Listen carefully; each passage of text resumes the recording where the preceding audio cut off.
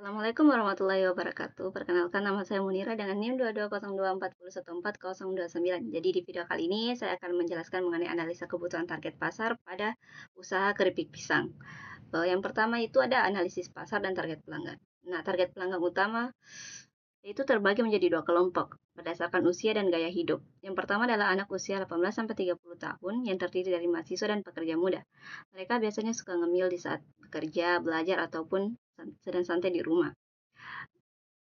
Mereka akrab dengan platform digital dan sering belanja menggunakan lewat Shopee, TikTok Shop, atau Instagram. Bagi mereka, camilan bukan hanya soal rasa, tapi juga soal kemasan yang menarik dan pengalaman yang menyenangkan. Yang kedua itu adalah keluarga muda dan ibu rumah tangga, mencakup usia 30-45 tahun yang biasanya membeli keripik pisang untuk stok camilan di rumah.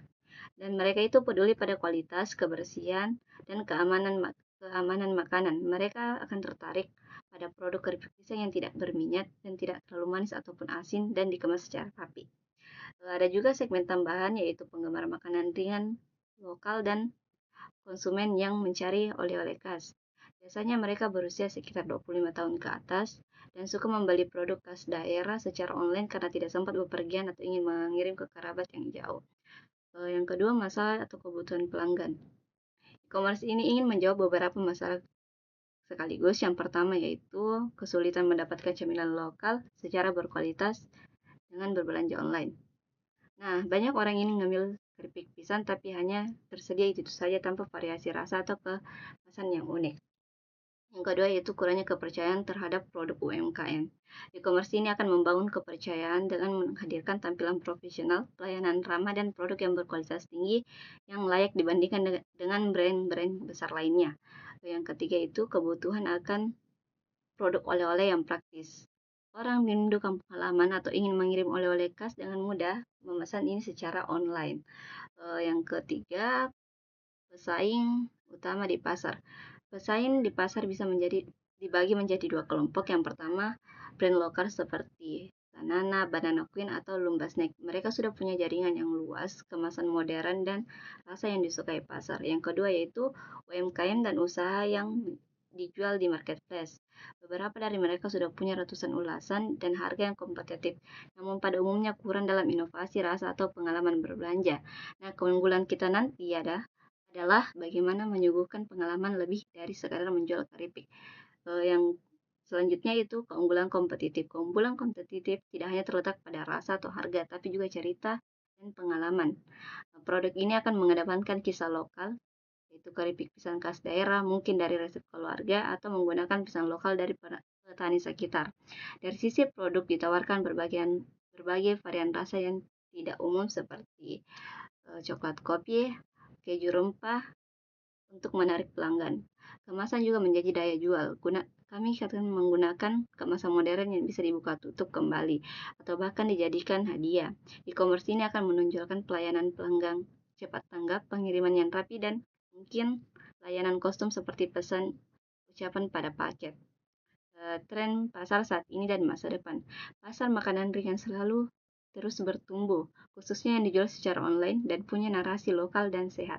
Konsumen mulai menjauhi makanan ringan dengan banyak MSG dan pengawet, sehingga produk keripik pisang akan mendapat tempat.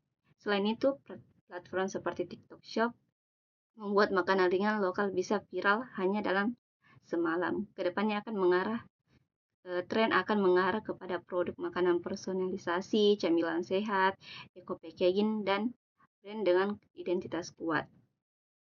Adapun dalam segi produk dan layanan, produk utama adalah keripik pisang. Dengan beberapa pilihan rasa dan ukuran rasa bisa dibagi menjadi dua jenis, yaitu rasa manis dan rasa gurih. Produk ini akan hadir dalam kemasan kecil dan besar. Untuk pengelolaan inventaris, kami bisa menggunakan sistem stok digital sederhana, seperti menggunakan spreadsheet atau aplikasi seperti Buka Warung, Moka, atau e-Repos untuk mencatat jumlah stok masuk dan keluar.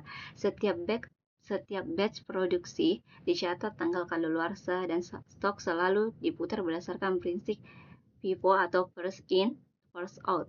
Layanan pelanggan akan menjadi nilai jual. E-commerce ini akan menawarkan Layanan seperti fast respon di WhatsApp atau marketplace, penggantian barang jika rusak saat pengiriman, bantuan melalui live chat jika menggunakan website,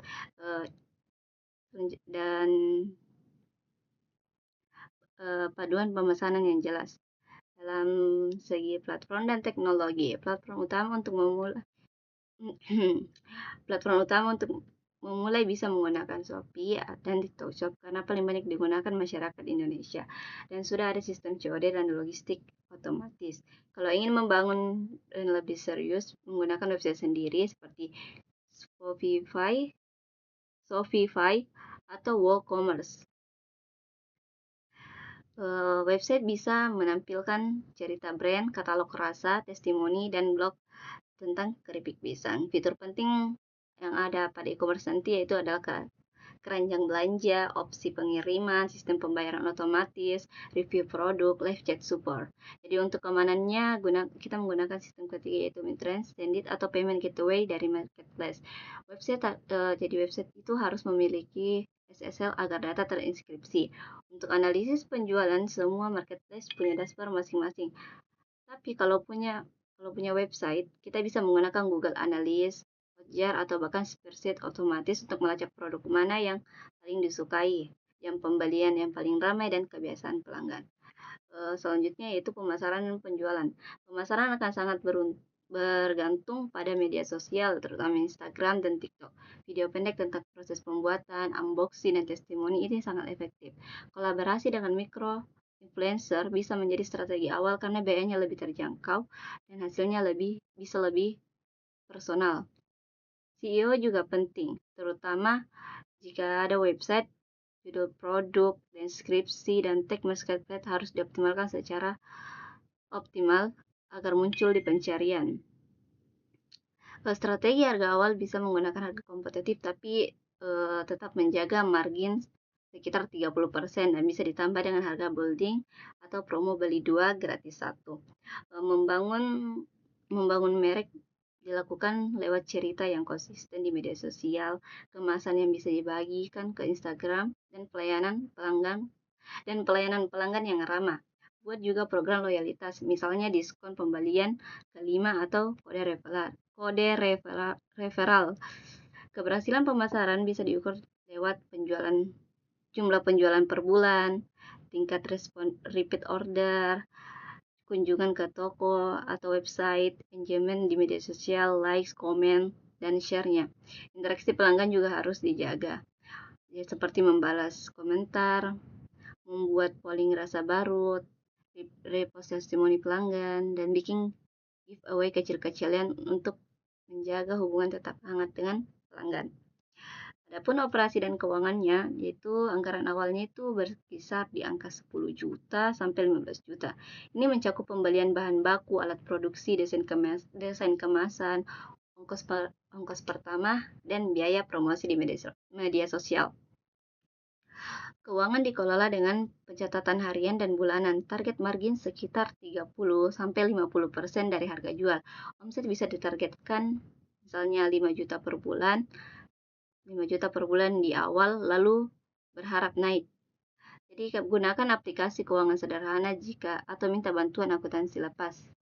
Logistik bekerja sama seperti kurir, seperti JNT, Si Cepat, Antarjaya, yang terintegrasi di marketplace.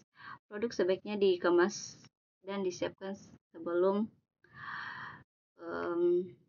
pengiriman dan menggunakan resi otomatis dan pantau pengiriman. Komplain pelanggan ditangani dengan cepat. Adapun SOP jika produk rusak yaitu bisa dikirim ulang atau refund, dan pelanggan bisa memberi ulasan nanti agar itu masalahnya bisa dibantu. Keberhasilan e-commerce ini bisa diukur dari kenaikan omset setiap bulan, jumlah pelanggan baru, dan pelanggan yang kembali, ulasan dan rating, pertumbuhan followers di media sosial, ROI, return of investment dari iklan dan promosi. Baik, itu saja. Assalamualaikum warahmatullahi wabarakatuh.